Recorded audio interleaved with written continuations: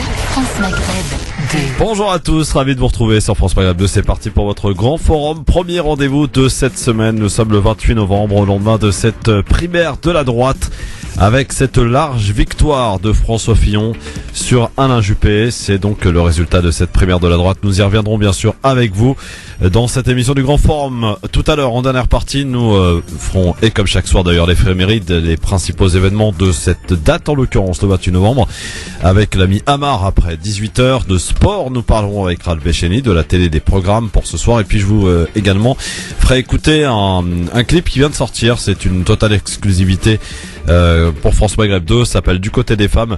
Le titre, c'est Toujours debout. Ce sont des femmes qui se sont associées pour faire une chanson, écrire des femmes victimes de violences. Donc on en reparlera tout à l'heure entre 18h et 18h30. Le j'aime ou j'aime pas, le coup de cœur de notre ami Yasser Louati qui nous rejoindra dans un instant. Son avis tranché et bien sûr vous, amis auditeurs auditrices, au 01 40 33 9000 pour nous joindre et réagir et commenter bien entendu l'actualité. L'actualité aujourd'hui qui nous emmène aussi en Algérie avec des pancartes déchirées, arrestations. Une manifestation a été violemment dispersée en Algérie. Donc les syndicalistes protestent contre une réforme des retraites qui repousse l'âge du départ et qui doit être débattue par les députés. Et puis nous parlerons bien sûr de la victoire de François Fillon à la primaire de la droite en France. Très nette victoire sur Alain Juppé. François Fillon, défenseur des valeurs françaises, comme il l'a rappelé hier dans son discours, qui s'appuie sur un score de 66,5% pour s'engager sur un programme qui veut donner à l'économie du pays un tournant libéral. Une réforme profonde et assumée au moment où la gauche est plus que jamais affaiblie et divisée par les ambitions de Manuel Valls, qui n'écarte plus l'hypothèse d'une candidature à la primaire. Nous verrons cela évidemment. Manuel Valls qui a d'ailleurs déjeuné avec François Hollande est ressorti de ce déjeuner avec une mine assez grave visiblement et d'après les coulisses. De tout ça on en parlera avec vous dans un instant au 01 40 33 9000 pour nous joindre bien sûr. lgf@francemaghreb2.fr pour vos mails bien sûr de réaction. Vous n'hésitez pas à vous faire entendre dans cette émission, mais pour l'heure voici le zapping, c'est parti. Le zapping, les meilleurs moments qu'il ne fallait pas rater à la télé, à la radio, sur internet, évidemment. Cette primaire de la droite qui a vu donc la victoire, large victoire à François Fillon hier soir. Voici sa première réaction hier soir devant ses sympathisants. Mes chers compatriotes, la primaire de la droite et du centre est close. Et les électeurs doivent être salués pour s'être emparés massivement et librement de ce rendez-vous démocratique. La victoire me revient. Et c'est une victoire de fond bâtie sur des convictions. Depuis 3 ans, je trace ma route à l'écoute des Français, avec mon projet, avec mes valeurs. Et progressivement, j'ai senti cette vague qui a brisé tous les scénarios écrits d'avance. Ma démarche a été comprise. La France ne supporte pas son décrochage. La France veut la vérité et la France veut des actes. Ce quinquennat qui s'achève a été pathétique. Il va falloir y mettre un terme et repartir de l'avant comme nous ne l'avons jamais fait depuis 30 ans. Pour cela, j'aurai besoin de tout le monde. Et ce soir, j'ai une pensée particulière pour Nicolas Sarkozy. J'adresse à Alain Juppé un message d'amitié, d'estime et de respect. Alain est un homme d'État et il le reste. Absolument. Aucun candidat n'a démérité. Cette primaire fut digne. Pas un électeur ne doit se sentir humilié ou mis à l'écart. Ce qui nous unit est tellement plus important que ce qui nous distingue. Voilà pourquoi ce soir, je tends la main à tous ceux qui veulent servir notre pays. Les réactions ont été nombreuses après la victoire de François Fillon. Je vous propose de revenir sur France 2 hier soir, lors de l'analyse de cette soirée spéciale consacrée à la primaire.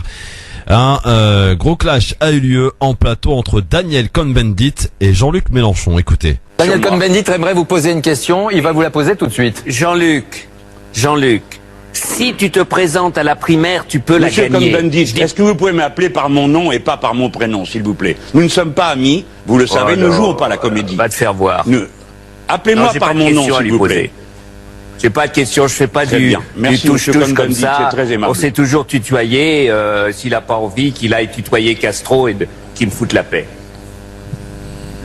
Voilà. Moi, je ne vous avais rien demandé, Monsieur Cohn-Bendit. Gardez votre calme, ça vaudra mieux pour tout le monde. Ça fait calme. Une autre question peut-être pour moi. Incroyable, Monsieur Jean-Luc Mélenchon. Quelqu'un. Vous vous prenez pour quelqu'un que vous n'êtes pas, Monsieur Mélenchon. Autre clash survenu à la télé ce week-end, c'était dans l'émission d'Ardisson, samedi soir, dans Salut les Terriens sur C8. L'invité Robert Ménard a quitté le plateau, réagissant à un sketch qu'il a très peu apprécié. Écoutez. Robert, toi, le maire de Béziers, tu nous as bien prouvé que dans la vie, il faut toujours croire en ses rêves. Tu t'es dévoué en reprenant ce poste, car franchement, à part des emmerdes, qui d'autre aurait repris cette ville de 75 000 habitants? Des réformes chocs et des décisions fermes, bientôt tu iras plus loin que l'héros, et un jour, toi aussi, tu seras connu dans l'univers comme le célèbre Adolphe Sax, l'inventeur du saxophone. Ça suffit. Non, Robert, attends. Attends. Putain. Robert, bon, ça suffit. Non, arrête. Non, mais c'est terminé. Et la riposte de Robert Ménard s'est faite sur Twitter puisqu'il a posté le message que Thierry Ardisson lui a envoyé après l'émission. Écoutez. Ouais, Robert, c'est Thierry Ardisson. Écoute, je voulais te dire que t'étais une grosse tête de con, quoi. Et que ça se fait pas de quitter une émission à laquelle on a accepté d'être invité. On part pas 5 minutes après. Donc je te redis une fois encore, pour que tu aies bien compris, t'es une grosse tête de con. Salut! Voilà, écoutez, sans nul doute que les deux là vont pas se recroiser de sitôt en tout cas. Zapping donc 0 pour ce zapping donc ce lundi bien sûr 01 40 33 9000. Vous pouvez nous appeler bien sûr pour commenter l'actualité avec nous. Une actualité riche et chargée que nous allons débattre avec vous bien sûr et avec Yasser Louati. Un petit peu de retard mais il arrive. Ne vous inquiétez pas, on est de retour nous très vite. À tout de suite sur France Maghreb 2. Le grand forum avec vous, chers amis auditeurs, au 01 40 33 9000, 01 40 33 90 00 pour nous appeler bien sûr et pour commenter l'actualité de ce lundi avec donc cette primaire de la droite. On va en reparler dans un instant, mais pour l'heure, avant d'entamer donc cette émission, je voulais aussi vous parler de ce qui se passe du côté de Alep. Ils sont de plus en plus nombreux à fuir leur quartier d'Alep. 10 000 civils d'après l'Observatoire syrien des droits de l'homme à avoir quitté la nuit dernière Alep-Est pour retrouver refuge dans les zones gouvernementales Alep-Est où l'avancée des troupes du régime se confirme ces dernières 24 heures avec la prise de plusieurs quartiers dans le nord-est de la ville et la percée d'autant plus importante que le régime aurait pris le contrôle ce lundi du quartier d'Al-Fakour, ce qui lui permettrait de couper en deux les zones contrôlées par la rébellion. Visiblement donc l'opposition est en train de lâcher prise militairement dans cette bataille d'Alep et cela pour la première fois depuis 2012. Les bombardements russes qui ont repris depuis le 15 novembre et le soutien au sol du Hezbollah libanais et des miliciens iraniens sont en train donc de porter leurs fruits avec une autre conséquence, la fuite des civils. Près de 10 000 donc ont quitté, comme je le disais tout à l'heure, 10 000 habitants d'Alep-Est ont quitté ce week-end les zones contrôlées par la rébellion, soit vers des secteurs gouvernementaux, soit vers des quartiers contrôlés par les forces kurdes, des forces qui profitent de ce recul de la rébellion pour agrandir leur territoire.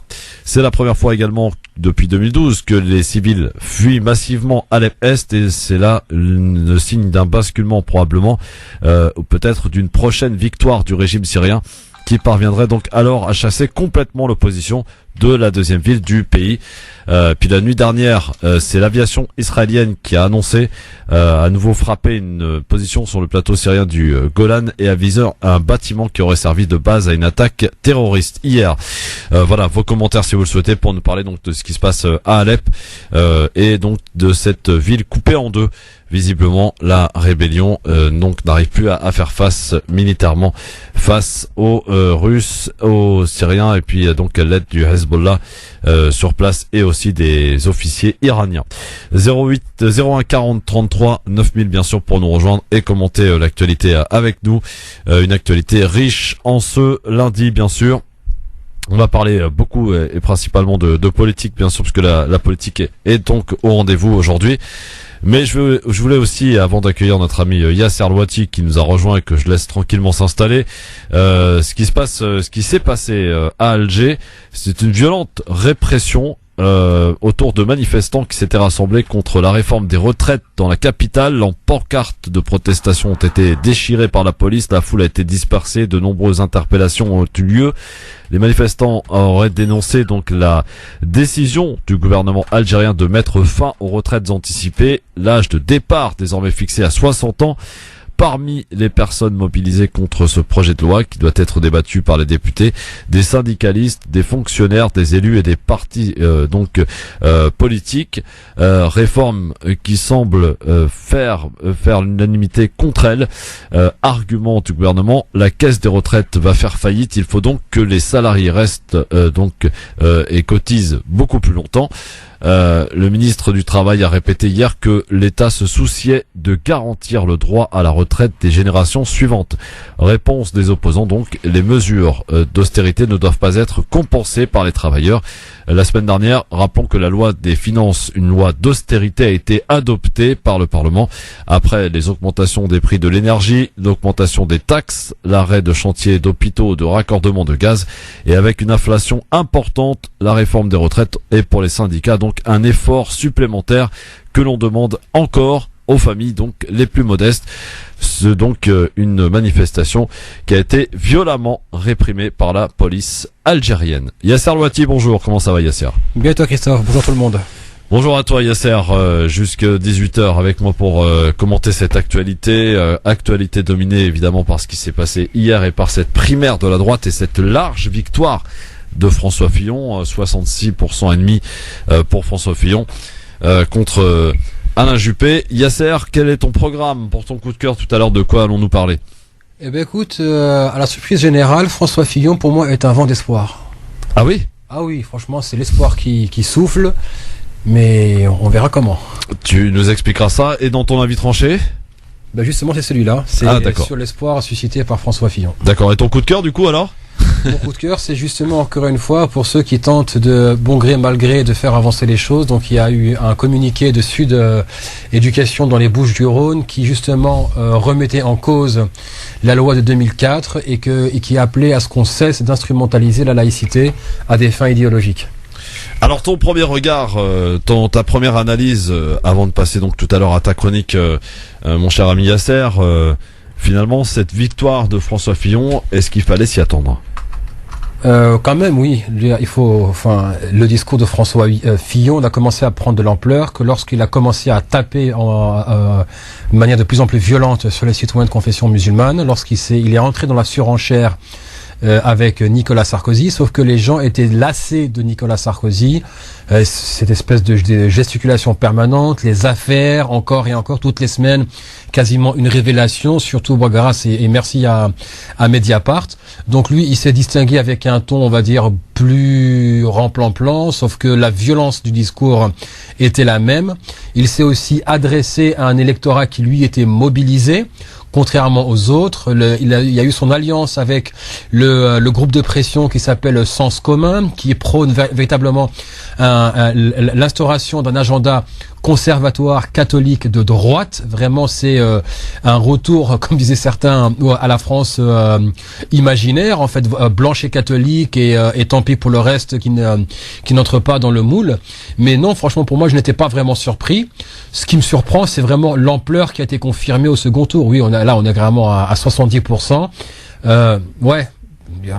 Qu'est-ce qu'on peut dire de plus si ce n'est que en fait il a fait que confirmer ce qu'il avait réalisé au premier tour et sincèrement moi j'ai un regard froid et lucide. Il s'est adressé à un électorat qui se mobilise à l'heure de la politique post-vérité où ce ne sont pas les faits qui comptent mais plus la manière dont on s'adresse aux émotions et on joue avec elles. Oui, il s'est adressé à un électorat qui se sent assiégé par une France qui refuse de voir une France qui est de facto multiethnique, multiconfessionnelle et multiculturelle.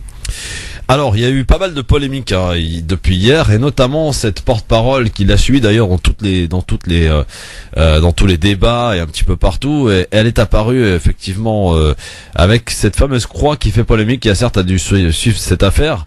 sur le plateau de télévision de France 2. Elle s'en est expliquée en disant que finalement elle l'a porté depuis, elle l'a toujours porté, sauf que là, visiblement, peut-être qu'elle l'a toujours porté, mais elle l'a affiché en haut et en couleur hier, cette fameuse croix. Est-ce que ça te pose un problème, toi?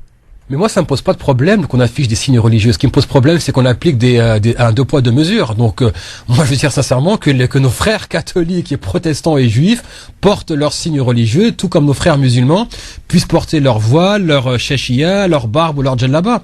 Ce qui me pose problème, c'est véritablement d'être dans l'hypocrisie permanente, de prôner une laïcité qui ne s'en prend qu'au signe des citoyens de confession musulmane, une laïcité dévoyée à des fins de domination et d'expression d'une idéologie de domination. Mais par contre, oui, encore une fois, François Fillon ne fait que révéler, de mettre au grand jour l'hypocrisie ambiante du monde politique, ou plutôt de la politique française. Valérie Boyer, elle est connue de tous, une véritable hystérique sur les réseaux sociaux, une Donald Trump à la française.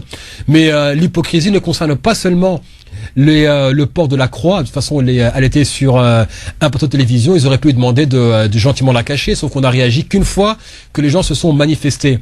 Moi, j'attends de voir le jour où on verra une femme voilée parler pour elle-même sur un plateau de télévision. Oui, ce qui est pas prévu au programme. C'est pas pour demain la veille, mais l'autre point d'hypocrisie que j'aimerais souligner, c'est comment est-ce qu'on instrumentalise à des fins politiques la question des chrétiens d'Orient. Donc ici en France, oui, on se contrefiche des citoyens de confession musulmane français, mais on se soucie des chrétiens d'Orient, mais pas tous. Attention, hein.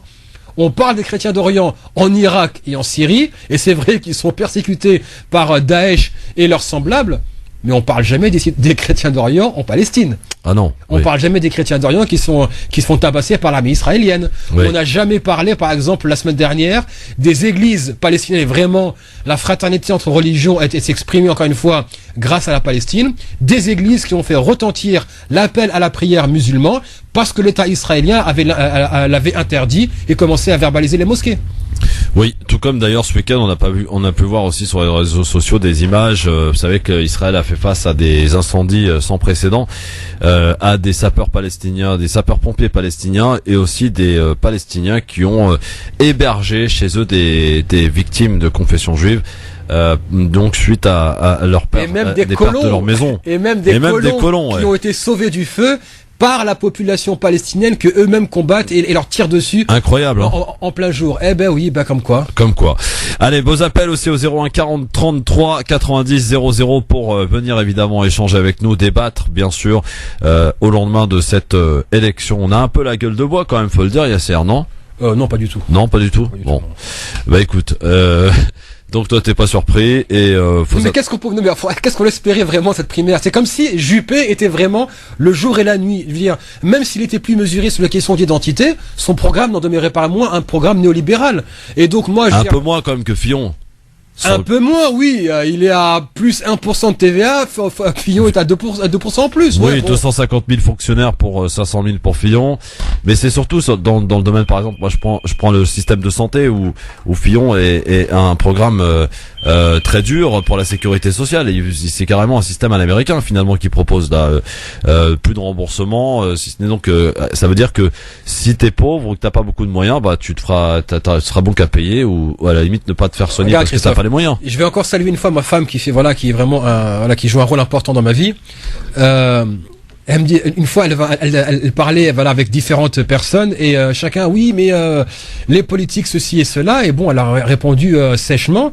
Excusez-moi, les hommes politiques n'ont de programme que pour ceux qui votent. C'est clair. Et donc ceux qui ne votent pas sont invisibles. Il faut pas venir pleurer quand personne ne prend en compte vos demandes. François Fillon s'adresse à son électorat. C'est clair. Son électorat s'est mobilisé. Il ne fait qu'honorer une transaction. Point barre. Donc ceux qui sont pas contents, mobilisez-vous. Kamel, bonsoir. Bonsoir aux auditeurs, auditrices, bonsoir Yasser, et je te remercie. Moi, je te rejoins dans cette analyse que tu viens de faire, et moi j'apprécie assez le fait qu'on puisse se dire, finalement, les uns et les autres ont tapé les Juppé, et moi j'ai pris une position au départ. Je crois que c'est une perte d'énergie. Nous sommes face aujourd'hui à un ennemi entre parenthèses, bien évidemment.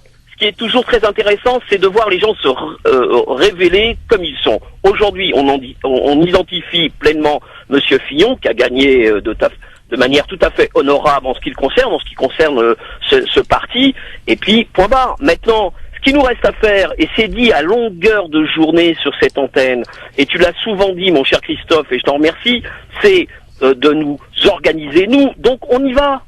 Il faut cesser d'être dans ces concepts de droite-gauche qui ont finalement permis une espèce de lobotomisation de la société, ou dans lequel on devrait aller défendre des valeurs qui sont la plupart des valeurs universelles, qui appartiennent véritablement à ceux qui les portent et les défendent.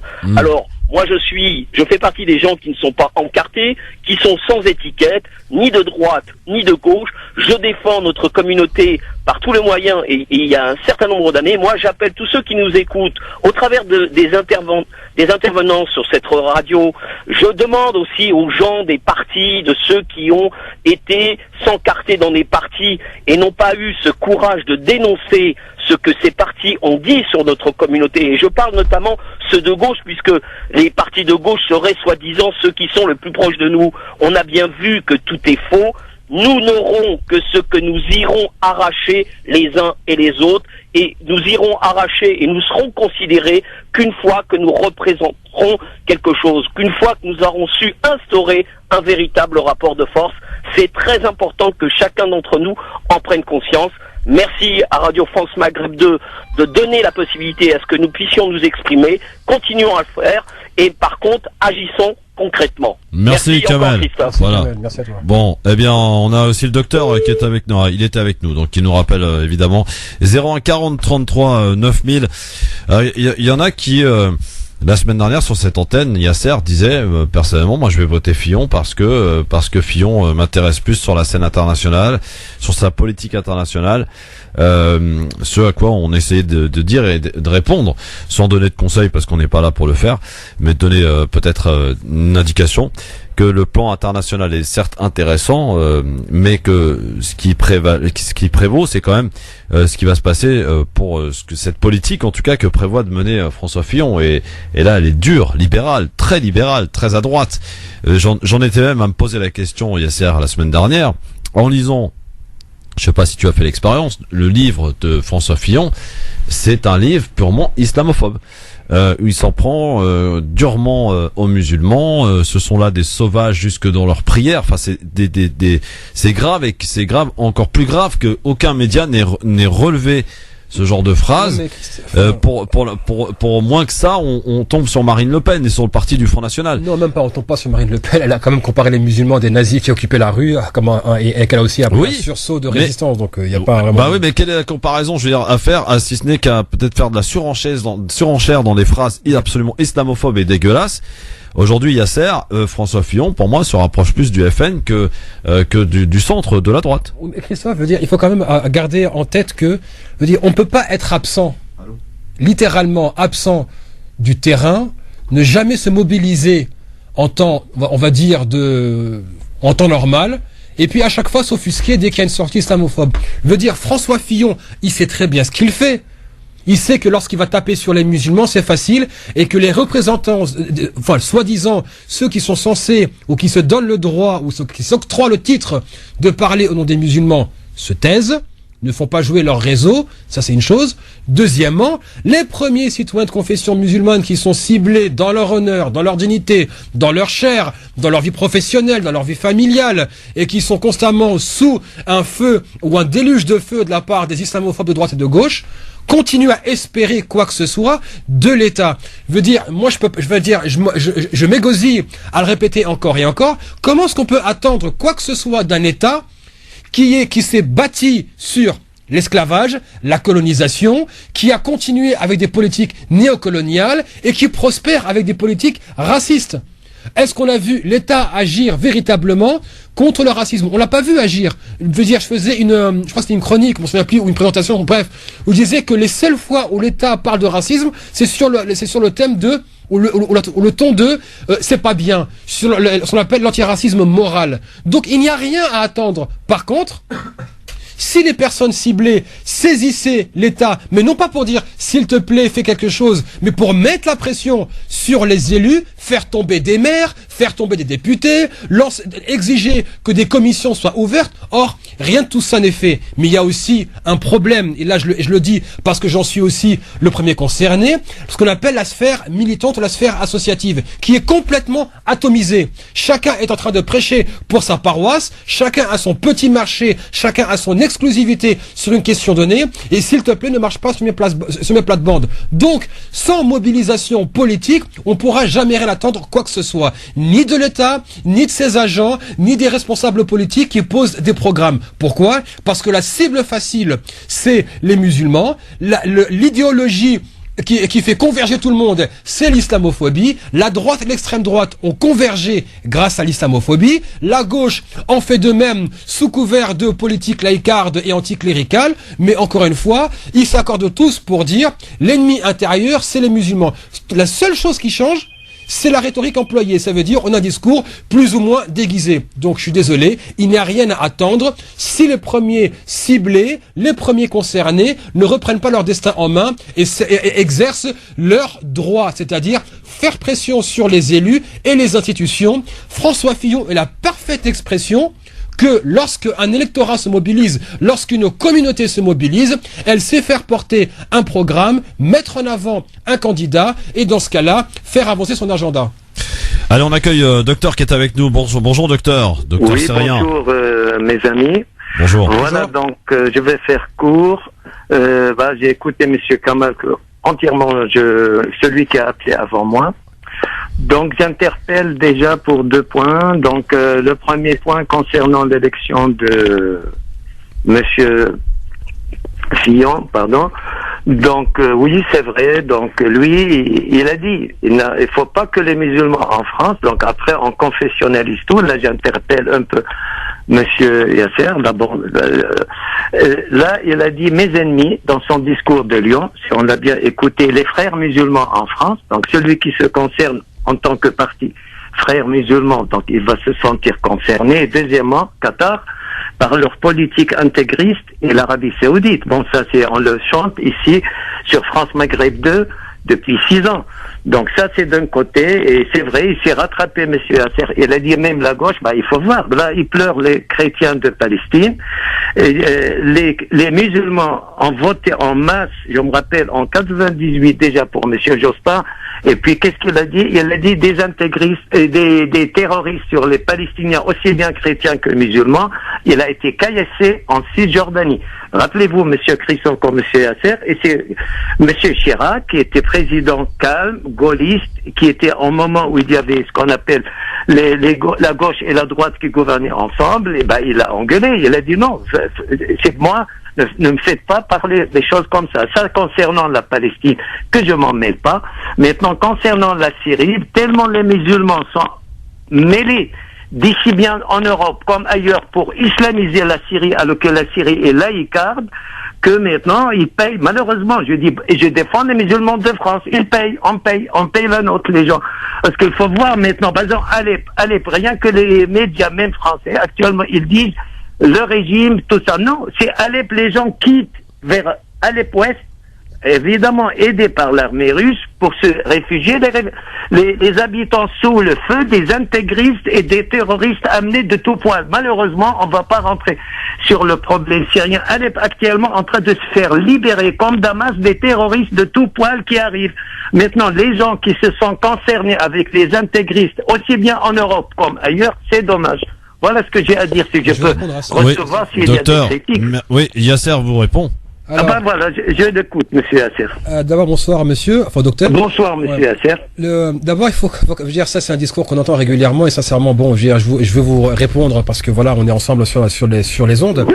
Pour commencer, veut dire, comme disait Aubry, dont je ne suis pas un fan non plus, quand c'est flou, c'est qu'il y a un loup. Alors d'abord, le terme frère musulman, jusqu'à maintenant, personne ne l'a défini. Idem pour le terme salafiste. Ce sont des termes creux, des termes valises, comme disait Gustave Le Bon. Plus un terme est flou, plus il est violent, parce qu'on peut lui faire dire ce qu'on veut. Quand vous voyez comment est-ce que le terme de frère musulman est employé, ça veut dire tout et n'importe quoi. Ça concerne le musulman activiste ou associatif, ça concerne la femme voilée, celui qui prie, celui qui mange halal, le burkini, etc. En gros, tout musulman qui n'est pas d'accord avec l'élite ou qui ose exprimer un désaccord est catalogué frère musulman. Je suis aussi catalogué frère musulman. Donc c'est dire. Pourtant, j'ai pas un discours religieux. Donc vous voyez bien que ce terme-là est employé. C'est la stratégie, plutôt la tactique permanente de disqualifier les personnes avec qui on veut pas débattre en leur mettant une étiquette. Ça veut dire on met frère musulman, on met salafiste, intégriste, c'est fini. Il devient diabolisé.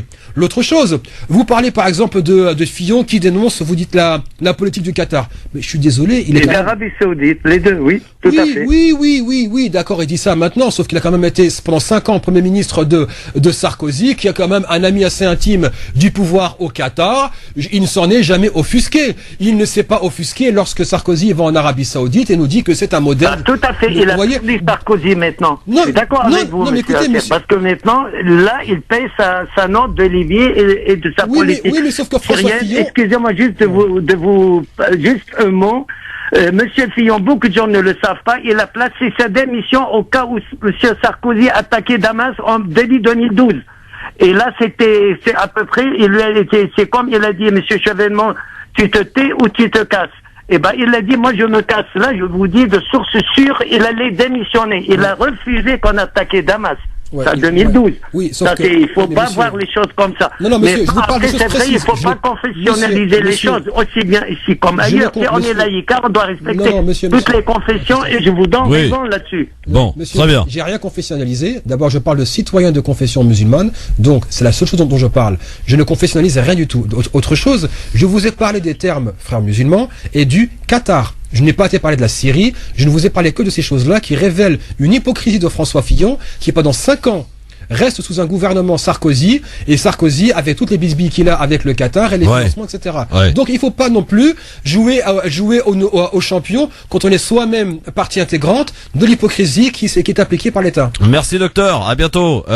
Kadour, il est parti. Bon, eh bien qu'il nous rappelle 01 40 33 9000 bien sûr pour nous rejoindre sur France Maghreb 2, et on va écouter dans quelques minutes l'avis tranché de notre ami Yasser Louati qui est avec nous sur France Maghreb 2. Tout de suite.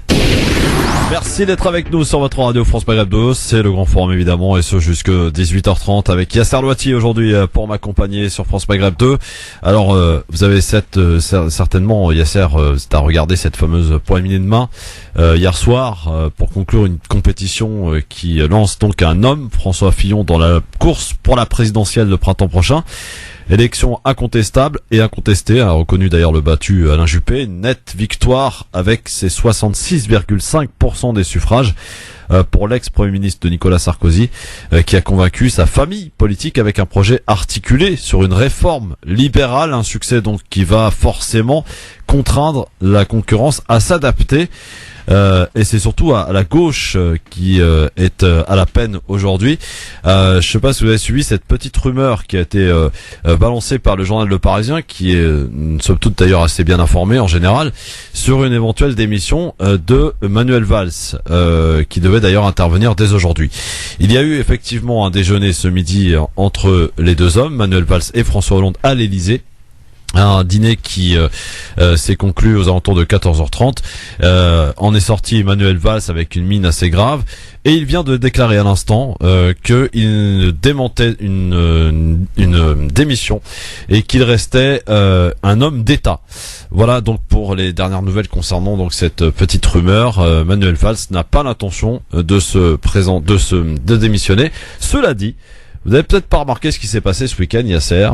C'est cette interview qui a donc agacé le président de la République François Hollande, qui a visiblement passé un mauvais week-end, puisqu'il entend se lancer dans le combat, comme il dit Manuel Valls dans le JDD, je crois, c'est cette interview dans laquelle donc il déclare ne pas exclure de se présenter à la primaire. Voilà où on en est donc du côté du Parti Socialiste. Hollande, on attend évidemment quant à sa décision, s'il y va ou pas. Manuel Valls, lui, entend y aller.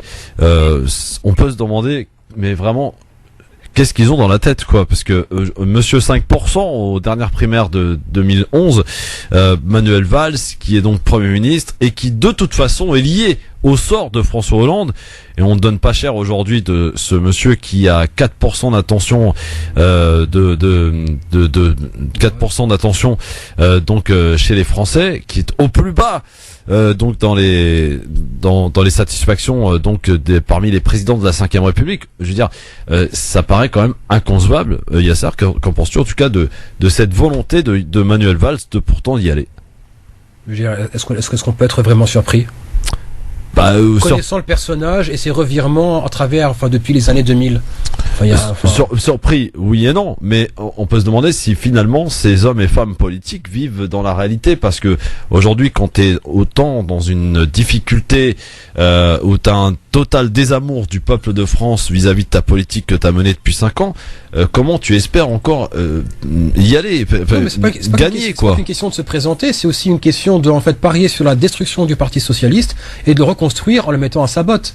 On voit bien que Manuel Valls, depuis plusieurs mois, place ses pions à travers l'administration centrale.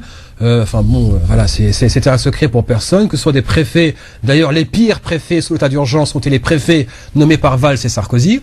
On voit aussi qu'il a aussi mis certaines administrations sous la houlette de ses petits copains ou ses serviteurs, type Gilles Clavreul à la DILCRA par exemple.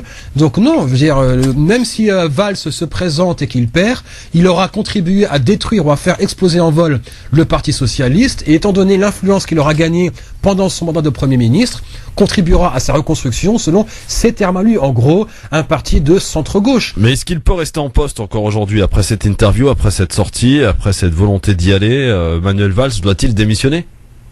Bon, franchement, qu'il démissionne ou qu'il reste, qu'est-ce qui va changer? Ouais.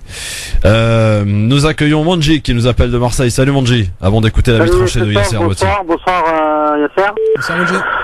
Moi, je voulais revenir un peu sur, pour sortir les auditeurs, pardon. Je voulais revenir juste sur, en fait, j'ai tiré la sonnette d'alarme sur ce qui s'est passé pendant cette élection, parce que, à vrai dire, le programme politique de Fillon, on en a parlé juste dans la dernière semaine, quoi, avec deux points sur la question des fonctionnaires et sur la question de la dette et de notre travail, mais à vrai dire, l'élection elle s'est faite sur l'islamophobie, l'élection, je veux dire la désignation, parce que c'est pas tout à fait une élection, la désignation de Monsieur Fillon, elle s'est faite exclusivement sur l'islamophobie, parce que c'était le point fort qui a été mis en avant par sa conseillère que je connais malheureusement trop bien, Madame Boyer, qui est la maire de mon arrondissement à Marseille. Et en fait, je veux dire, il y a une jurisprudence Juppé. Juppé s'est fait d'énormité en se présentant, en le présentant comme un mot par rapport aux musulmans. C'est pas aux islamistes comme personne, parce que on confond les termes, on dit n'importe quoi. En fait, c'est l'islamisme, c'est nous, les musulmans, qu'on est islamistes, qu'on est perçus comme tel, tout simplement. Et c'est pour ça, en fait, je tire la sonnette d'alarme, je dis, c'est très grave ce qui s'est passé. C'est pas uniquement une droite dure, c'est une droite réactionnaire, c'est une droite, je dirais le terme, et je prends toutes les responsabilités de ce terme-là, c'est une droite de croisée. Parce que moi, j'ai sollicité Madame Boyer quand elle a lancé sa campagne sur la question des chrétiens d'Orient. J'ai dit, écoutez Madame Boyer, les premiers chrétiens d'Orient sont les Palestiniens. Et leurs églises sont détruites par antisionistes. Elle ne voulait rien entendre. Son objectif, lorsqu'elle est partie à Damas, je comprends tout à fait les gens qui sont en soutien à l'ancien régime, c'est-à-dire au régime pro-panarabiste de Bachar, et que, je veux dire, là maintenant on voit que ils sont tout à fait logiques, qui vont dans la logique, qui continuent à être fuyants, parce que la politique intérieure, si la politique extérieure, on peut pas faire une politique à l'intérieur différente à celle de l'extérieur, c'est pas possible. Je veux dire, il y a un package idéologique, il y a un corpus idéologique qui conditionne la politique intérieure et extérieure. C'est pas vrai. Je veux dire, Fillon, il va pas être il va traiter les musulmans à l'intérieur comme il voulait traiter les musulmans à l'extérieur, c'est-à-dire ceux qui sont révoltés contre le système. Merci Manji. On a bien compris. Est-ce que tu es d'accord avec lui, Manji, Yasser, sur les propos de Manji? Est-ce que la victoire de François Fillon, il la doit à son islamophobie assumée et prononcée? En partie, oui. En partie? En partie, il s'est pas adressé seulement. Est-ce que Alain Juppé n'a pas été assez loin au sujet de l'immigration, au sujet de l'islam pour qu'il soit élu? Est-ce qu'il faut être le plus islamophobe possible aujourd'hui pour se faire élire? C'est ça le drame? Le problème, c'est que Alain Juppé voulait être modéré dans un parti qui s'est radicalisé. C'est ça le problème. Donc même si il est venu avec une approche de l'identité heureuse, la France apaisée, etc., ça ne pouvait pas marcher parce que le Parti des Républicains, c'est vraiment droitisé, mais vraiment vers l'extrême droite. Donc, pour braconner sur les terrains du Front National, en gros, il est devenu un Front National plus respectable. Ça veut dire moins l'étiquette Le Pen. Donc, ça pouvait pas marcher dans une primaire. S'il se présentait hors primaire et qu'il, dans ce cas-là, il brassait aussi bien au centre droit qu'au centre gauche, ouais, pourquoi pas. Mais ça aurait été difficile, surtout qu'il a été attaqué personnellement, comme quoi il était l'agent des salafistes, on l'appelait Ali Juppé, etc. Ali Juppé, Des rumeurs nauséabondes. On a aussi vu les affiches qui ont été dessinées avec lui, soi-disant qui étaient à la solde des barbus en babouche. C'était vraiment, comme disait Vincent Gesser sur sa page Facebook récemment, c'était vraiment des affiches dignes de la France antisémite des années 30. Sauf que là, c'était les musulmans et c'est passé comme crème. Ça n'a pas été condamné par son parti, ça n'a pas été condamné par ses rivaux et ça n'a pas suscité beaucoup plus d'émotions. Donc on voit bien que l'islamophobie, oui, a fait converger beaucoup de monde. Eh ben, peut-être qu'en face, il faut aussi converger contre l'islamophobie. Alors, la question aussi qu'on peut se poser finalement, est-ce que François Fillon est le candidat idéal ou pas pour Marine Le Pen en 2017? Est-ce que elle peut espérer finalement rassembler un peu plus avec François Fillon que si c'était Juppé face à elle? Pour toi, Yasser? Non, là, le plus dangereux, c'est Fillon, parce que Fillon, lui, va littéralement siphonner il lui pique des électeurs, quoi. Ah oui, il va lui piquer des électeurs, d'ailleurs. Comme ce qu'a fait Sarkozy en 2007, d'ailleurs. Ouais, on se rappelle du petit score du Front National. Oui, tant que ça marche, pourquoi arrêter? Donc lui, en fait, il a repris beaucoup d'éléments de l'agenda du Front National, surtout l'agenda, ou plutôt les idées identitaires et bon, encore une fois, l'islamophobie, mais il le fait sans l'étiquette diabolique d'un Le Pen. Donc c'est pour ça que c'est très dangereux pour elle. Et d'ailleurs, même Valérie Boyer elle-même le disait, le candidat le plus dangereux pour Marine Le Pen, c'est François Fillon. Donc en gros, elle reconnaît que François Fillon est en concurrence avec le Front National. Donc il s'inscrit vraiment pas dans une démarche de rassemblement. Non, c'est de promouvoir un agenda identitaire et à rivaliser à Marine Le Pen. Et on peut imaginer en fait que ces idées en plus vont être confortées par ce score important, Yasser. S'il avait été élu avec 51% contre 49, ça n'aurait pas été pareil. Il aurait fallu qu'il se rallie, il aurait fallu qu'il fasse des alliances, etc. Là aujourd'hui, il peut tranquillement, avec ceux qui le suivent et en tout cas ceux qui sont pour les idées défendues par François Fillon, tranquillement un boulevard qui est offert à lui jusqu'à la présidentielle. Oui, c'est un boulevard et un bulldozer, surtout aux différentes personnes qui se sont encartées au Parti Les Républicains. Nous sommes représentants de différentes communautés, se disant on va changer le parti de l'intérieur. Non, vous allez rien changer du tout. Maintenant, vous allez vous écraser parce que Fillon maintenant va mettre ces personnes en poste pour diriger le parti. Il a mis hors jeu Nicolas Sarkozy, qui d'ailleurs lui a rendu avec son soutien. Juppé, c'est fini. Qu'est-ce qui reste? Il reste que en fait ceux qui suivaient en fait la même rhétorique, à savoir Jean-Frédéric Poisson, NKM, Bruno Le Maire, qui n'étaient pas si différents que ça que François Fillon sur ces questions-là. Ouais. Est-ce que tu t'accordes à dire, comme beaucoup d'observateurs des médias tout au long de ce week-end, que le vainqueur de cette élection, enfin de cette primaire de la droite, est probablement le futur président de la République? Non. D'ailleurs, je vais en parler. Non, faut se calmer. Oui, je sais que beaucoup sont réveillés avec la peur au ventre et la gueule de bois. Sauf que là, François Fillon a gagné une primaire dans son parti. Son électorat ne représente que 10% des électeurs en France. Donc, on n'est pas encore là.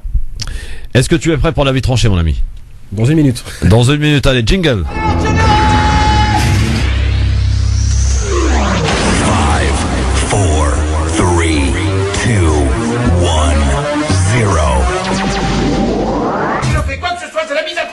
Alors piétinez-moi, allez-y.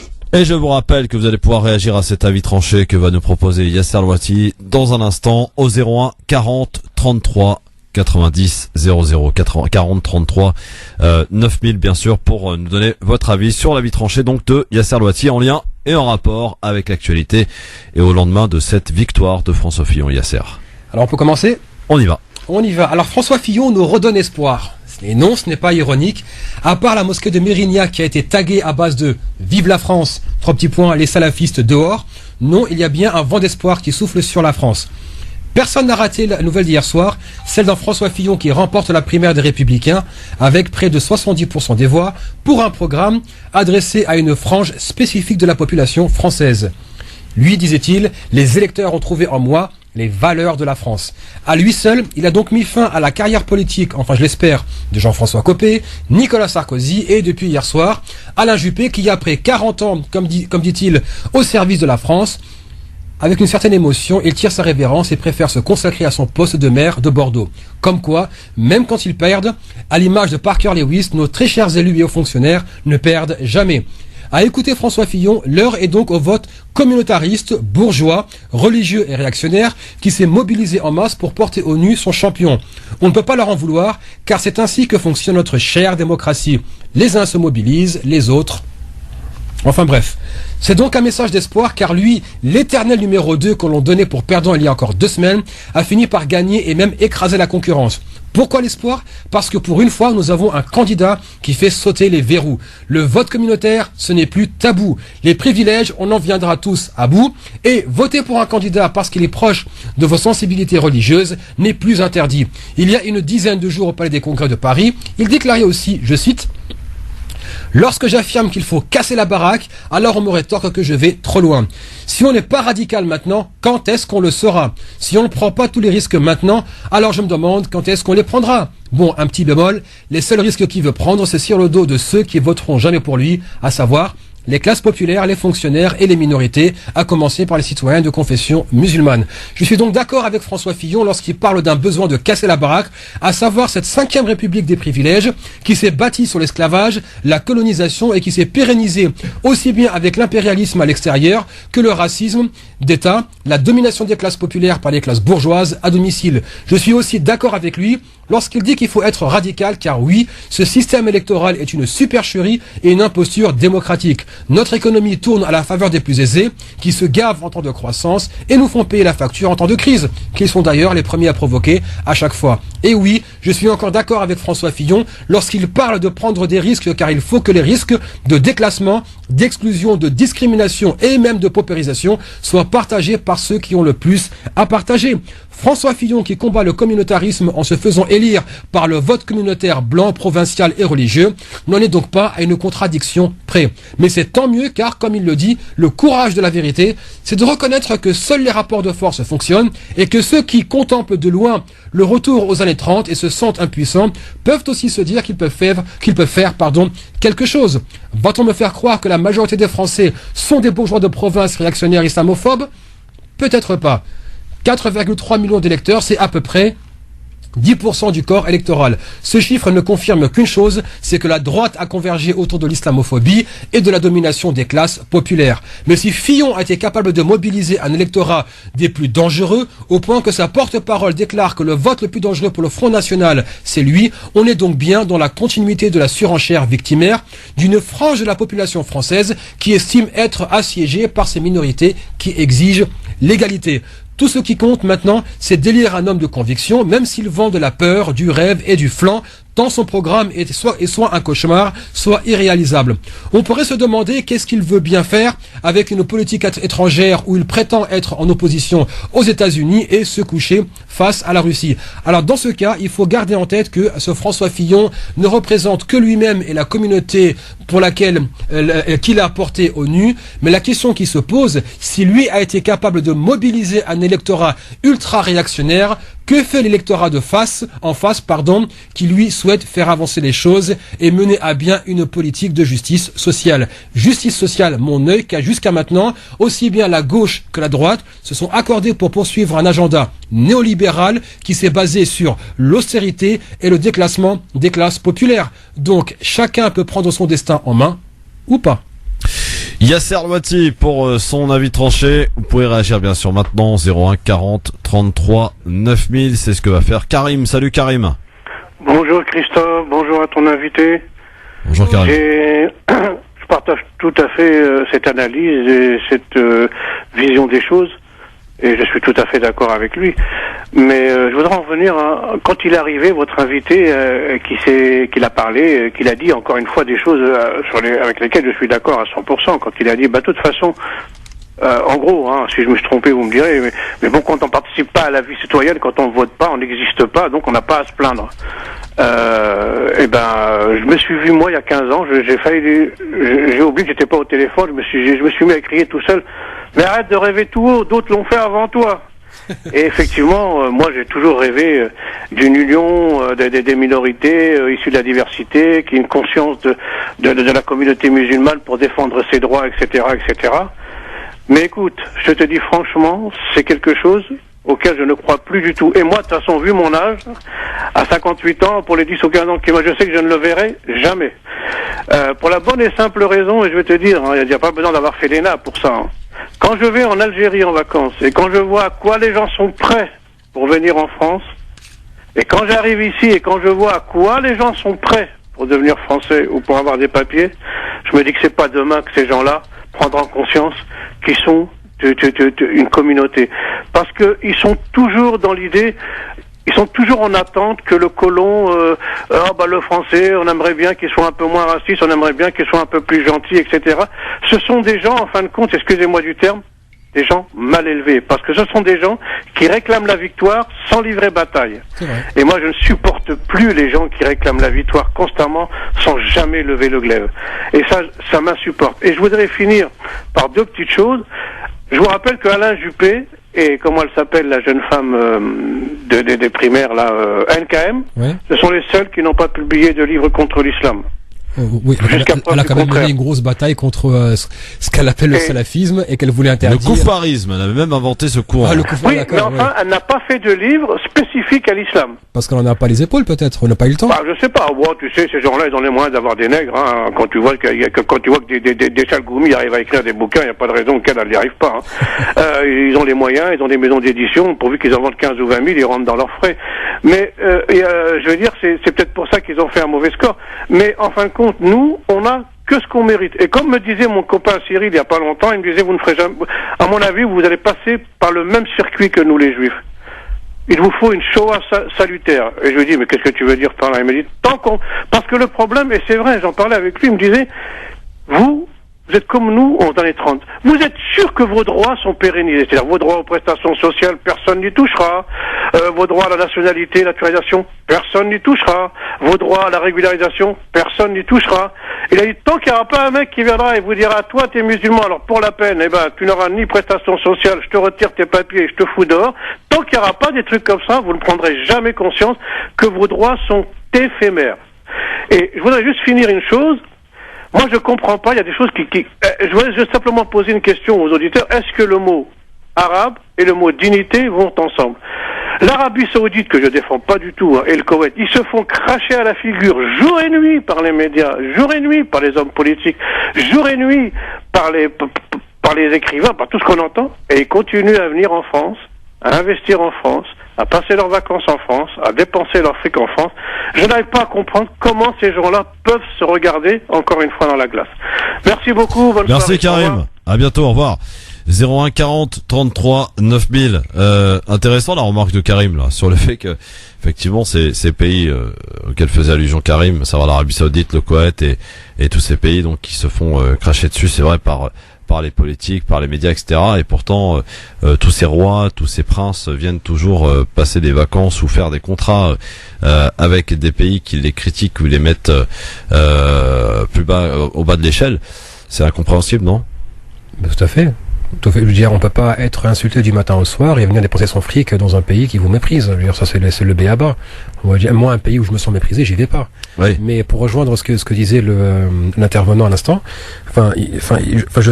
on se rejoint sur, enfin, quasiment tout ce qui est dit, sauf que moi, je me dis, enfin, j'ai une différence avec lui, c'est que cette espèce de, j'ai jamais prôné une alliance, voilà, utopique entre les minorités, les dominés, etc. Le problème, c'est que ce genre de travail ou ce genre de convergence, ça ne se décrète pas.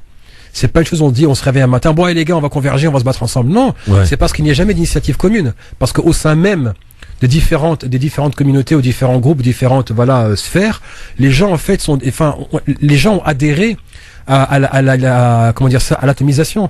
L'individualisme a fait des ravages.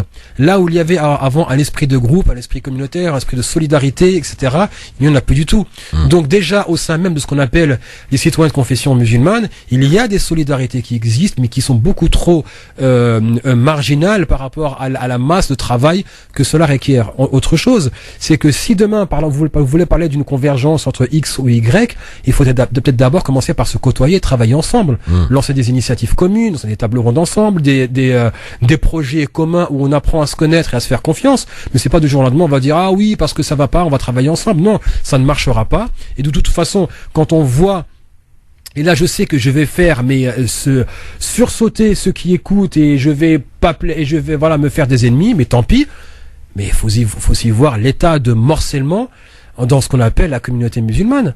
Entre les imams qui se tirent dessus, entre les représentants qui se tirent dessus, entre les mosquées qui sont en rivalité permanente, quand on voit ce qui s'est passé par exemple à Nice où on a le CRCM qui a contribué au boycott de la mosquée de En-Nour, enfin l'institut En-Nour qui devait être torpillé par Christian Estrosi, etc. Les gens croient encore, et il le dit à juste titre, les gens croient encore que leur citoyenneté, leurs droits, je parle même pas de prestations sociales, je parle simplement de statut de citoyen. Les gens prennent encore ça pour argent comptant, c'est périn. Ce n'est pas périn. Et encore, quand on voit qu'aujourd'hui, on faut établir les statistiques ethniques, qu'est-ce qu'on va en faire demain? Quand on saura que dans telle maison, il y a un musulman, etc. Quand on voit qu'aujourd'hui, l'état d'urgence a ciblé prioritairement et quasi exclusivement les citoyens de confession musulmane, on voit que ça n'a pas ému grand monde. Quand on voit que des gens ont été assignés à résidence sur la base de l'appartenance religieuse, ça n'a pas ému grand monde. Quand aujourd'hui, les musulmans sont 4 fois sont sujets sont 4 fois plus sujets aux discriminations, ça n'émeut pas grand monde. J'ai pas l'impression que les personnes qui sont de citoyens de confession musulmane ou de culture musulmane se rendent compte qu'ils sont dans le même bateau que des millions d'autres personnes et qu'un jour ou l'autre, c'est eux qui seront ciblés. Issam, tu bouges pas, on revient dans un instant, d'accord? Pas de soucis. À tout de suite, Issam, ne bouge pas sur France Maghreb 2 avec la suite de vos appels au 01 40 33 9000 de vos mails lgf@francemaghreb2.fr. Bienvenue à tous. Merci d'être avec nous pour la suite du Grand Forum sur France Maghreb 2 en ce lundi 28 novembre. Bienvenue à vous jusque 18h avec Yasser Louati qui est avec nous pour décortiquer cette actualité de ce jour, de ce lendemain de primaire bien sûr, de la droite qui a vu donc la large victoire de François Fillon avec le score de 66,5 pour François Fillon. Avec vos appels au 01 40 33 9000 aussi pour réagir avec nous et réagir à l'avis tranché donc de Yasser Louati. Donc le titre était quand François Fillon nous redonne espoir, mais avec beaucoup d'ironie bien sûr. Issam, bonsoir. Oui, allô, bonsoir à tous.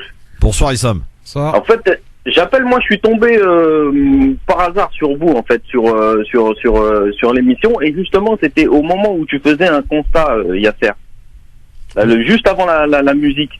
Oui. Mais un constat, bon, c'est ton constat, moi perso je le partage pas parce que je trouve qu'il y a quand même beaucoup d'unité, peut-être pas dans les organisations, au niveau des organisations, au niveau des têtes, mais au niveau des membres et tout ça, il y a quand même pas mal d'unité. Et après, c'est encore tout nouveau. Fillon, il vient d'arriver, il a été élu que par 4 millions, ça reste pas beaucoup. Maintenant, il faut convaincre toute la France. Et après, sur ce qu'il dit sur l'islam, il dit pas pire qu'un autre. Il est pareil que les autres. En fait, nous, on voulait tous juper. Ici, on a incité beaucoup de gens à aller voter. Enfin, je parle de ma ville, aux Ulysses. On a incité beaucoup de gens à aller voter pour aller voter Juppé, mais justement parce que c'était le moins pire. Le problème, c'est qu'un vote contre, c'est jamais un projet. Le problème, c'est qu'on n'a pas de projet qui vient du terrain et que chacun, qui est assez fédérateur pour que les gens puissent le défendre. Je veux dire, à chaque fois, c'est l'appel au feu. Il faut aller faire barrage à un tel ou un tel. Je veux dire, bon, ça fait des années qu'on nous joue le coup. Un coup c'est le Front National, un coup c'est Sarkozy, maintenant c'est Fillon, demain ça sera Valls. Donc, je veux dire, où est le projet commun auquel chacun adhère et qui fait converger toutes les luttes qui concernent les personnes qui sont dominées par cette classe dominante? Il n'y en a pas. C'est quand vous me parlez de solidarité ou d'unité, moi, je suis sur le terrain, sincèrement, moi, j'en vois pas. Je vois des initiatives, c'est vrai, salutaires, qui appellent à des unités, à l'unité, mais encore une fois, c'est que chaque initiative se cloisonne par rapport aux autres. Et donc c'est pour ça qu'on a une atomisation des luttes. Chacun prêche pour sa paroisse et est incapable de travailler avec un autre. Je peux citer les associations, je peux citer des militants, je peux citer différentes personnes qui s'inscrivent directement dans une espèce de démarche clientéliste. Donc en gros, dès que mon petit agenda, mon petit périmètre est sécurisé, je me tape de ce qui se passe. Le problème, c'est que tout le monde fait partie du même bateau et que le bateau, jusqu'à preuve de contraire, est en train de couler. Donc le premier ennemi des musulmans sont les musulmans eux-mêmes. Je parle pas de musulmans. Non, je vais pas communautariser. Je parle des personnes qui ont des griefs avec notre système politique, qui soient de confession musulmane ou pas, qui soient croyants ou pas, qui soient d'une minorité X ou Y. Je parle de ceux qui sont dominés et écrasés par ce système, qui sont en fait, qui payent le prix des risques pris, par exemple, par la classe bourgeoise, qui sont dominés par l'appareil étatique, mais ils sont tous d'accord pour dire nous avons un ennemi commun, ils sont incapables de travailler ensemble. Or, moi, je suis désolé, lorsque des gens travaillent ensemble, même si c'est dans le camp opposé, il faut quand même saluer leur travail, qui est de se rassembler malgré leurs désaccords. Pour citer un ambassadeur, je m'en souviens plus, j'avais rencontré, je crois, à Varsovie, il disait le problème des militants de différentes communautés, ou différentes minorités, ou différentes associations, c'est qu'ils attendent d'être d'accord sur tout avant de commencer à travailler ensemble. Mais vous travaillerez jamais ensemble puisque vous ne serez jamais d'accord sur tout. Le but, c'est d'avoir la maturité politique nécessaire pour aller au-delà des divergences immédiates et regarder plus loin vers ce qui nous fait converger. Mais qu'est-ce qu'il faudra pour que cette maturité puisse venir, Yasser, encore plus de coups? Malheureusement, c'est ce qu'un sociologue. On peut pas en avoir plus quand même, non? Non, ça peut toujours être pire.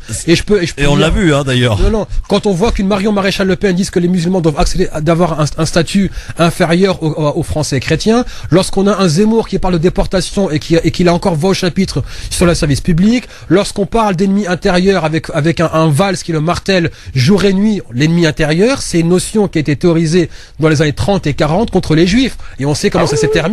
Donc là, la porte est ouverte. On sait ce qu'ils ont fait aux Juifs. On sait de quoi sont capables ces gens-là. Le problème, c'est que la rhétorique qui est employée est similaire. Je dis pas que c'est la même, absolument pas. Il y a des similitudes avec les années 30 qu'on est en train de voir aujourd'hui. Or, les personnes qui seront demain ciblées par plus d'injustice, j'ai pas l'impression qu'ils prennent vraiment les choses au sérieux. Pourquoi? Et là, il faut dire ce qui est. Les gens sont individualistes. Il n'y a pas d'approche ou de solidarité. Les gens se disent, tant que c'est l'autre... Je suis d'accord avec toi, Yasser, parce que se faire insulter tous les jours à la télévision, les médias, à travers, tu vois, les mecs comme Zemmour et tout ça, des mecs qui sont concrètement des intellectuels ratés. Et tu vois, tout ça, tous ces gens-là nous insulter, non. Tu vois, tu peux pas dire qu'on... D'accord, demain on l'appelle... Demain on l'appelle... la dangerosité de la chose. Et on sait ce qui s'est passé en 39. On sait, on connaît la mentalité des gens. On sait qu'il y avait plus de lettres de collabos que de Français. Tu vois, tout ça, on sait l'histoire, on la connaît. Après, tu peux pas dire que on n'est pas conscient de ça. Si on en est conscient. Après, on essaye de bouger à notre niveau. Non, mais toi, le problème, c'est qu'il faut pas réduire, en fait, ce qui se passe à l'échelle nationale à soi-même. Je veux dire, le constat est là. Demain, disons, différentes associations appellent, on va dire, il nous faut une marche. On va dire 1 million de personnes, pas sur Washington, 1 million de personnes sur Matignon. Est-ce qu'on va les mobiliser? Non. Aujourd'hui, non. Les flics ont marché en plein état d'urgence. Ils ont défié l'autorité de l'État en plein état d'urgence. Ils ont marché cagoulés en défiance de la loi de 2010 qui interdit la dissimulation du visage. Et ils ont marché armés. Et ils ont même bloqué des carrefours et se sont mis à arrêter les gens. Qu'est-ce qu'ils ont eu en retour? 250 millions d'euros et une réception aussi bien chez Jean-Jacques Urvoas, ministre de la Justice, que chez Bernard Cazeneuve, ministre de l'Intérieur. Donc, les gens ne s'inscrivent pas dans un rapport de force. On me posait la question samedi sur le colloque sur les 1 an de l'état d'urgence. Oui. Et on me disait comment est-ce qu'un avis minoritaire peut être majoritaire. Premièrement, le but, c'est pas de devenir majoritaire. Tous ceux qui ont contribué à quelque changement que ce soit ont toujours été minoritaires. De tout temps. Et ceux qui ont réussi à faire bouger les choses ont toujours toujours été ceux qui étaient assez fous pour y croire. Troisièmement, c'est que l'État n'a pas peur des militants, il a peur des solidarités entre militants. Or, aujourd'hui, si l'État appuie sur le bouton rouge de la répression, mais qu'est-ce qui va se passer ? Tu crois vraiment que les gens vont se défendre les uns les autres, qui vont prendre des risques pour défendre un tel et un tel? Dès qu'il y en a un qui est attaqué ou qui est diabolisé, tout le monde s'écarte pour le laisser tomber. Donc c'est pour ça que ça continue à marcher, et il faut le voir aller. Vous dire quelle initiative commune a été lancée à travers le territoire. Je parle pas des initiatives locales, attention. Au niveau local, j'ai vu des. J'ai vu au niveau national, c'est vrai que il y en a pas. Exactement. Donc voilà. Donc c'est bien de dire oui, il y a des démarches, il y en a. Mais ces démarches, je suis désolé, sont isolées. Et c'est pas dans l'isolement qu'on fait un changement. Il y a du boulot, Issam, on va finir par y arriver, un de ces quatre, hein? Bah, j'espère bien, parce que, t'as vu, ça commence à devenir assez dangereux, et tu vois, je te dis franchement, moi, j'ai l'âge même de peut-être quitter ce pays et peut-être aller autre part. Tu sais, t'es pas le premier à le dire, hein. Je peux dire un truc, il y en a plein qui partagent cette idée avec moi. Bon, moi, j'ai vécu depuis le bac, plus de 12 Pourquoi ans. toi aussi, t'envisages de partir, Yasser? Non, je suis parti à 19 ans, donc voilà, donc j'ai goûté à l'expatriation. Ouais. Voilà, à force, j'étais fatigué, là, j'ai eu le mal du pays, ça pouvait plus tenir. J'ai vécu dans 7 pays différents, je suis chez moi ici à Paris. Je veux dire, chasse naturelle, il revient au galop. Mais c'est pas faire preuve de défaite finalement. Exactement. C'est la France et de le laisser comme ça. Exactement. Pour moi, c'est un aveu de défaite de partir, parce que on sera pas des millions à partir. Seuls partiront ceux qui peuvent le faire, et resteront derrière les moyens. Faut avoir exactement. Faut avoir les moyens, faut avoir les compétences, etc. Faut avoir le réseau. Donc ceux qui partent, ça veut dire ceux qui partent sont toujours ceux qui sont plus à même de mener le combat. Donc ils vont laisser derrière eux les plus vulnérables qui pourront pas se défendre. Il faut quand même rappeler que il y a un problème aussi bien dans les quartiers populaires que c'est vraiment un terme vraiment fallacieux, mais malheureusement on n'a que ça, ce qu'on appelle la communauté musulmane. C'est-à-dire ceux qui réussissent partent et rompent les liens avec leur point de départ. Ouais. Ce qui fait que ceux qui sont restés derrière ne profitent pas d'un retour de compétences et d'un le premier à dire ça, mais nous on pose la question aux gens qui partent justement, et tu sais ce qu'ils nous répondent? On dit ouais, qu'est-ce que vous faites les gars pour la communauté? Mais tu sais ce qu'ils me répondent? Ils me répondent, bah écoute mon vieux, déjà j'ai fait quelque chose pour moi, c'est déjà pas mal. C'est ce qu'on appelle l'individualisme. Ouais. Sauf que demain, on est dans une société d'individualisme de plus en plus d'ailleurs. Mais c'est le but, mais parce que c'est plus facile. C'est une réalité. Mais ça c'est le but recherché par les gens au pouvoir depuis des lustres. Quelle est la première menace pour un État? La famille. Ouais, la famille, l'unité, la cohésion, la etc. famille, la tribu, la communauté, etc. Pourquoi? En fait, on atomise une société pour contrôler plus facilement ses différentes composantes. Et justement, quand on n'y arrive pas, on les monte les unes contre les autres. Donc oui, celui qui dit, diviser pour mieux régner, c'est diviser pour mieux régner, c'est pas seulement dans les colonies, c'est ici aussi à France. D'ailleurs, je salue au passage Nassira Ghanif qui a en fait formalisé le terme de colonisation à domicile. Ouais. Mais il faut dire, celui qui te dit ouais, moi j'ai réussi pour moi, dis-lui t'inquiète pas, le racisme transcende les classes. Tu peux te sentir à l'abri aujourd'hui, mais on te rappellera toujours d'où tu viens. Et le jour où on viendra te chercher, faudra pas t'étonner. Issam, on ne lâche pas l'affaire, on ne lâche pas le combat. Non. On lâche pas, on est là, on est tous les jours sur le terrain et on laissera pas tomber. Continue Issam, veut dire là-dessus, il faut pas désespérer, veut dire non, c'est vraiment c'est un temps où on peut faire quelque chose. Puis la devise de cette émission, c'est on ne lâche rien. On ne lâche rien. On constate quand même, il fait mal quand même, tu vois, il brise le moral quand même des troupes. Non mais en fait le problème c'est non, ça dépend comment tu regardes. Casseur de morale, Yasser Mati. Non mais tu peux regarder ça comme en fait d'abord il faut d'abord pour agir, il faut d'abord avoir un constat lucide et réaliste. Ouais. D'accord. Ouais, deuxièmement, c'est le problème, c'est plus une invitation à agir qu'une invitation à accepter le statu quo. Maintenant, les hostilités sont déclenchées. On a un pays qui a besoin de ces musulmans pour qu'ils apportent une contribution. Bah bougez-vous les gars. Voilà, bougez-vous. Alors bouge-toi Issam, salut à toi. Salut. Ciao. À bientôt. 01 40 33 9000. Vous n'hésitez pas en tout cas. Des discussions constructives. Hein, c'est ce qui intéresse dans cette émission. Et puis la devise de cette émission, de toute façon, c'est on ne lâche rien. Alors pour revenir maintenant sur l'aspect politique, parce que c'est intéressant de voir ce qui se passe au lendemain de cette élection de François Fillon, quand même, Yasser.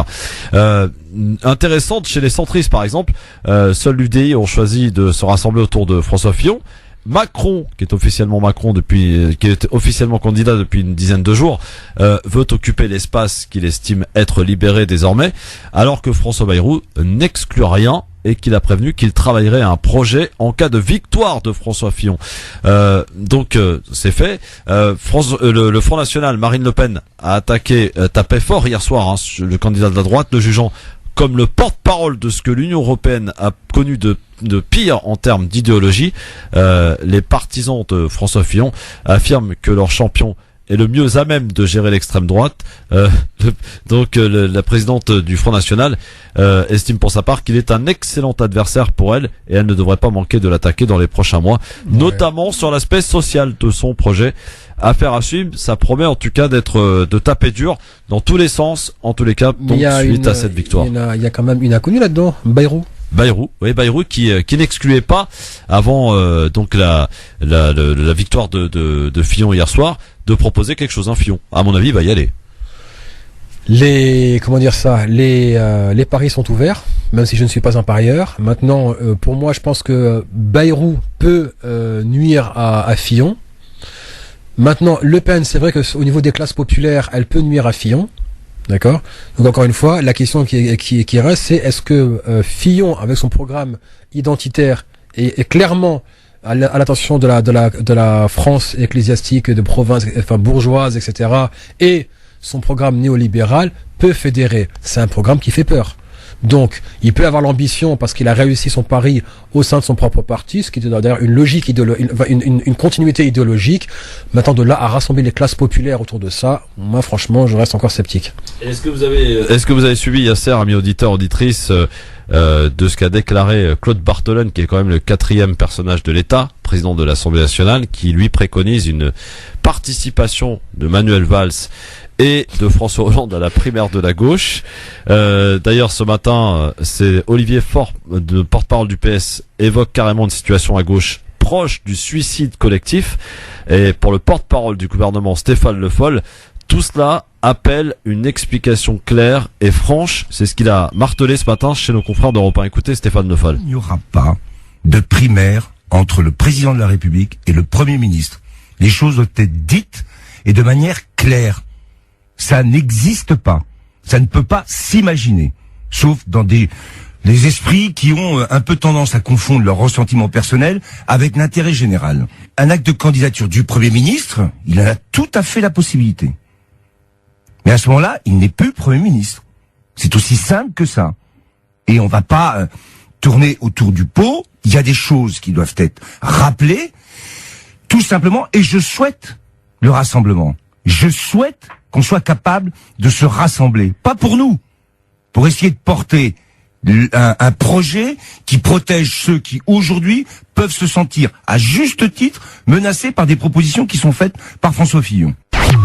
Stéphane Le Foll, donc le porte-parole du gouvernement, c'était ce matin sur Europe 1, suicide, explication et pourtant rien de grave aux yeux du secrétaire d'État relations avec le Parlement, Jean-Marie Le Guen, lui dément toute crise au sein de l'exécutif. Voilà où on en est aujourd'hui à gauche. Et donc si on y rajoute donc les dernières déclarations de Manuel Valls qui exclut une démission et qui déclare être un homme d'État. On enchaîne avec un nouvel appel au standard au 01 40 33 9000. Allô, bonsoir. Oui, bonsoir. Bonsoir monsieur, votre prénom. Bonsoir, c'est Abdel. Oui Abdel, bonsoir.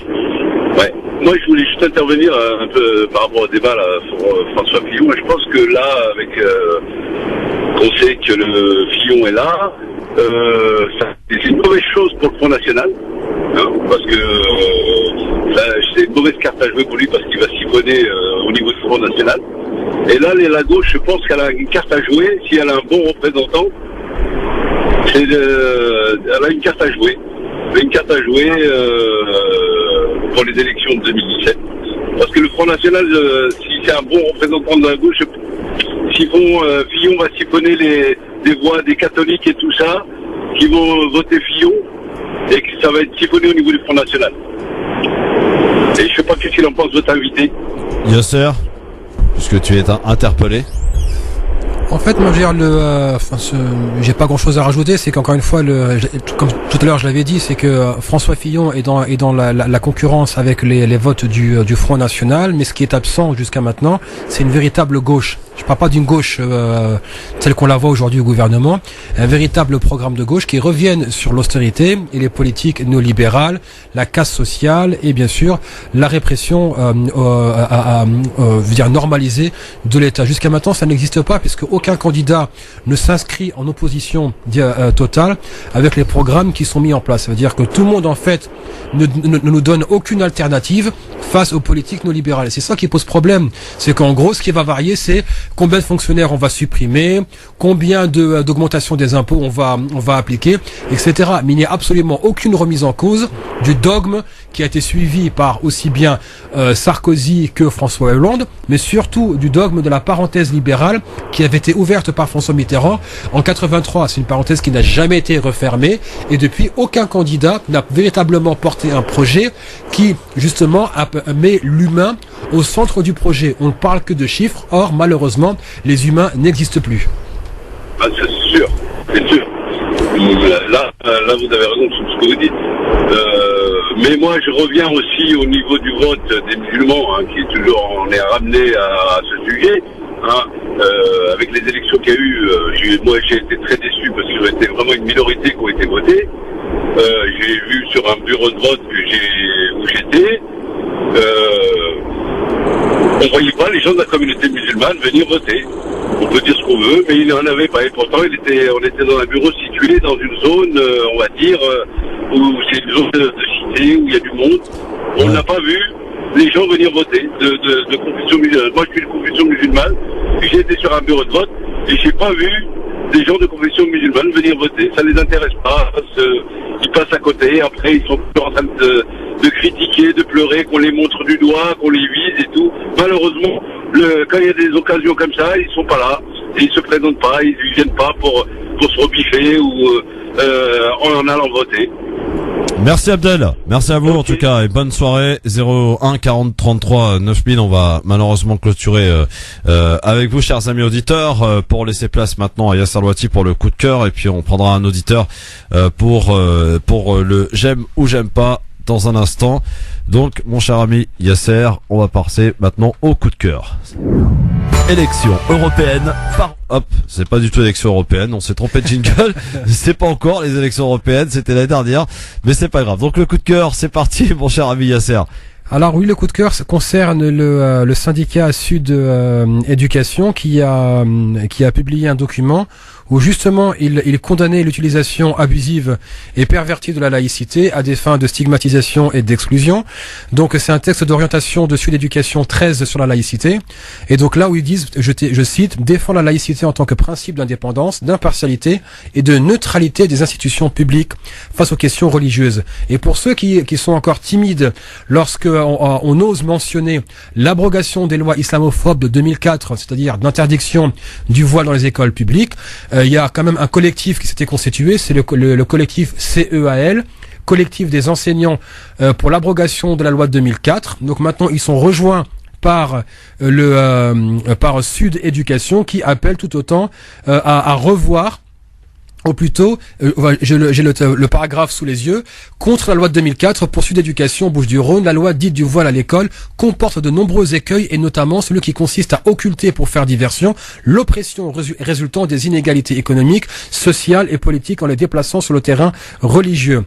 Donc, je veux dire, c'est quand même un début. C'est pas rien qu'un syndicat enseignant se mobilise contre cette loi-là. Ce n'est pas rien qu'un syndicat enseignant prenne la parole contre cette perversion de la laïcité dans un pays où on a une approche qui est devenue dogmatique.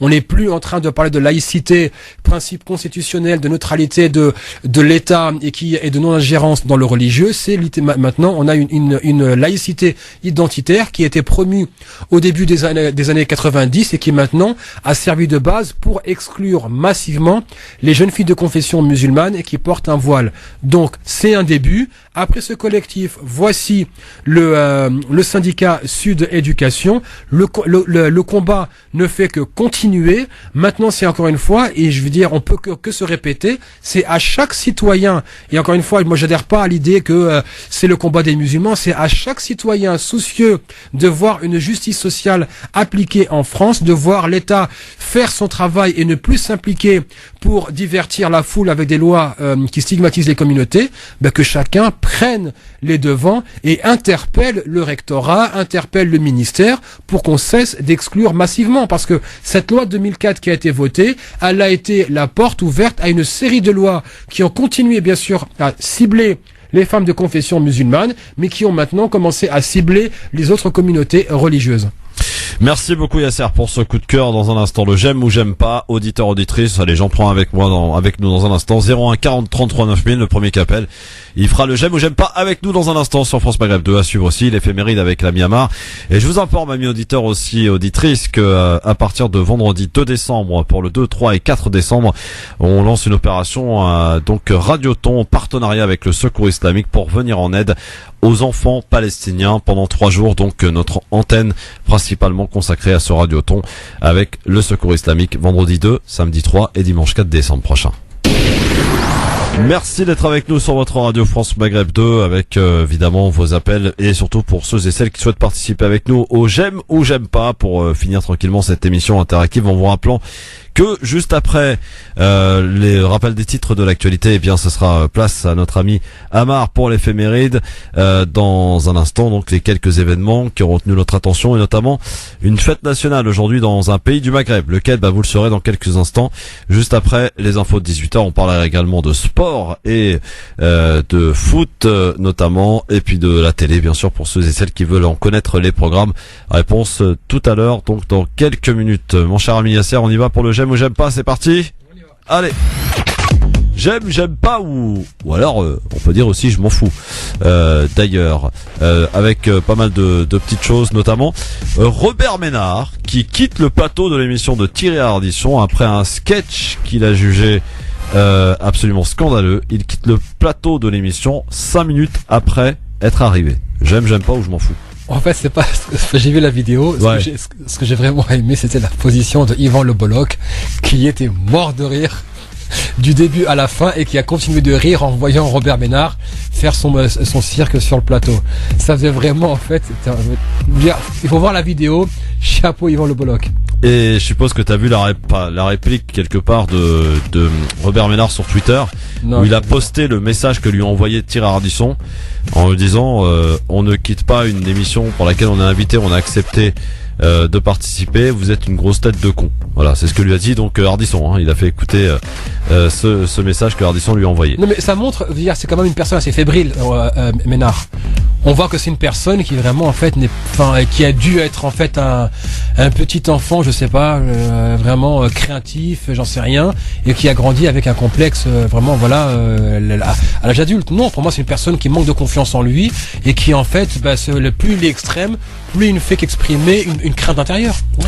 Alors là, j'aime ou j'aime pas, je connais déjà la réponse, mon cher ami Yasser, mais il fallait qu'on en parle quand même. Suis-je tellement prévisible? Oui, quand même. Sur le coup, en tout cas, puisque là, je vais vous parler de la Birmanie et des Rohingyas, qui sont véritablement persécutés, et le mot est faible encore, puisqu'on parle de villages carrément rayés de la carte, sous un silence médiatique assourdissant. Ouais, mais parce que justement, encore une fois, il faut pas nourrir l'idée comme quoi les musulmans peuvent aussi être persécutés. L'islamophobie, ça commence par des mots, ça se termine en génocide. On a eu la démonstration à Srebrenica et maintenant encore une fois avec les Rohingyas. J'aime ou j'aime pas la polémique autour de la croix portée par Valérie Boyer sur le plateau de France 2 hier. Ouais, j'aime bien. Bon, en fait, ça fait que montrer l'hypocrisie, comme je disais au début d'émission, quoi. Ouais, c'est pas mal. Nouvelle surprise du côté du Parti communiste français, puisque les militants apportent leur soutien à Jean-Luc Mélenchon pour 2017. J'aime pas. J'aime pas du tout. Ah oui? Bah non. T'aimes pas l'idée de Mélenchon 2017? Oh, pas du tout. D'abord, Mélenchon s'est présenté avant de présenter son programme. Donc lui qui critique la politique de la communication et centré sur les personnes ou des programmes est en train de faire exactement la même chose. Deuxièmement, il dit qu'il va appeler à une assemblée constituante dès qu'il arrive au pouvoir. Mais donc en gros, il dit j'appelle à une assemblée constituante, mais il dit pas que dès qu'il l'a appelé, il quitte le pouvoir. Non, en gros, il va rester au pouvoir après l'assemblée constituante. C'est vraiment hypocrite de sa part. Et en plus, quand on connaît sa position sur l'islamophobie, franchement, Mélenchon, pour moi, il ne parle que pour lui-même. Mort de Fidel Castro, l'Algérie observe 8 jours de deuil national. Bah, c'est quand même été la figure de l'anti-impérialisme. 638 tentatives de meurtre de la CIA, si mes chiffres sont bons. Il a continué à narguer les États-Unis pendant des décennies, mais faut pas non plus ignorer la violation des libertés fondamentales à Cuba, la persécution des communautés religieuses, et que non, dire, il y a des bonnes choses qui ont été faites en termes d'anti-impérialisme, mais il faut pas non plus décrire Fidel Castro comme si c'était un saint qui montait au paradis, non. J'aime ou j'aime pas la proposition, ou plutôt le souhait de Claude Barthelone qui voudrait que Hollande et Valls se présentent à la primaire de la gauche. Voilà ma réaction. Très bien. Et puis la confirmation de drones américains en Tunisie agace l'Algérie. Mais ils ont raison. Est-ce que les gens en France ne sont pas tellement au courant à quoi servent les drones? Les drones servent à appliquer des politiques d'assassinat ciblés telles que le pratique Israël. Donc c'est des exécutions qui sont faites en dehors de tout champ juridique. Ça terrorise des populations au Pakistan, en Afghanistan, en Somalie, au Yémen. On s'en sert maintenant à 2 heures de la frontière française. Et on n'est pas censé s'inquiéter que des drones soient présents si près de nos frontières.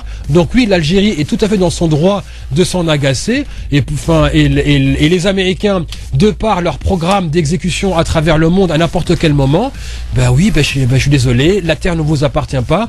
Il faut quand même rappeler que les enfants au Yémen ont peur du ciel bleu. Parce que quand le ciel est bleu, les drones ont la visibilité nécessaire pour envoyer des missiles. Ces missiles, lorsque des personnes sont assassinées, c'est toujours en disant, sous l'excuse, menace imminente. Mais on n'a encore jamais eu la preuve qu'une personne assassinée par ces drones, des centaines jusqu'à maintenant, ont été des cibles légitimes. Merci Yasser Louati. À la semaine prochaine, probablement avec grand plaisir, en tout cas sur France Maghreb 2. Dans un instant donc, Amar pour l'éphéméride, le sport et la télé. Demain autour de cette table et à votre place, Yasser, Sabrina Artiste et Sofiane Lakdari qui seront avec nous pour commenter l'actualité. Vous, chers amis auditeurs, pouvez continuer d'alimenter le mobile répondeur 06 18 21 56 41. Bonne soirée tout le monde, il est précisément 18h. Le rappel de l'actualité de ce lundi soir, c'est avec Marine Garel. Bonsoir Marine.